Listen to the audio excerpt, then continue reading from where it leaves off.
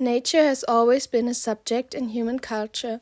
We have interpreted our natural surroundings in language, mythology, art, and religion. With the increased relevance of science and the sophistication of technology, new techniques were needed to display and contextualize observations that went beyond human perception.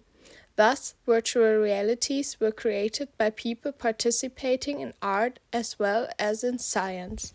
One of these people is Markus Maeder. He is a Swiss artist, researcher, and composer. The focus of his artistic works lies in sound art and electronic music.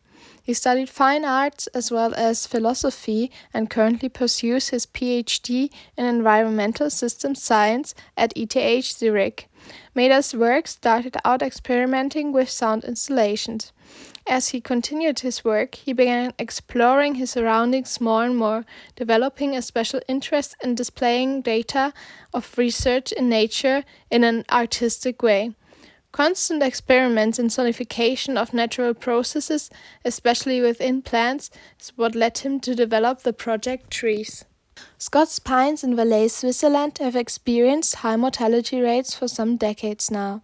This phenomenon is believed to be caused by the effects of climate change, for example, longer drought periods. When exposed to drought and high levels of sunshine, the plant attempts to transpire, setting off cavitational pulses.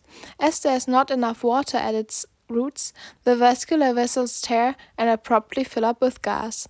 These sounds can be heard on an ultrasound level. This project connects the sounds that occur in the plants with ecophysiological processes and thus render audible phenomena and processes that are not normally noticeable in an artistic manner. Maeder and his team recorded it in 2 days in June 2015.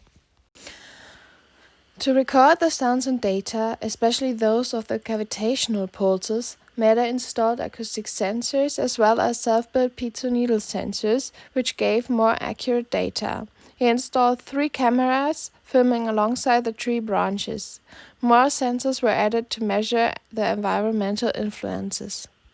The sound is processed in 3 different ways: unprocessed field records, transposed field records, and synthetic sounds. The different sonification modules are implemented in a set of max MSP patches that replay the measured data. For an adequate experience of the most important processes, the speed of the running system is increased up to 36 times the normal speed, shortening it to 10-minute intervals. A real-time playback would demand too much patience from listeners, and certain processes would hardly be perceivable with a normal playback speed. At the moment, there exist 4 versions of the installation: the stereo IP cam version for 2 speakers and/or 3 headphones and 3 TFT monitors. There's a larger spatial audio system which consists of an octagon carrying 36 self-built omnidirectional speakers with 1 touchscreen in the center. It is designed to be an accessible 3-dimensional speaker array where virtual sound sources are moved and placed within a defined space and listeners can walk around inside the system. The adaptation for ICTS Immersive Lab, where camera footage is projected onto 3 touch-sensitive surfaces with which visitors can interact through touch, while one surface shows the measurement data. And finally, the adaptation for ICST's Flow Space, where the camera footage is projected on a pentagonal structure which has 20 ambisonic speakers built in, as well as a touch table to interact with the installation. The same sonification algorithms are implemented in all versions, but they are mapped differently onto the speaker's headphones. Also, different video footage is presented.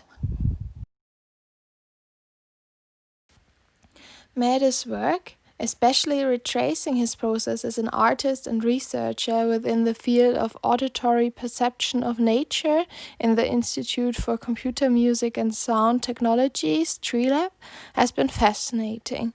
It also has been interesting seeing him adapt his work to different exhibition formats and thus seeing how the perception of the visitors might vary.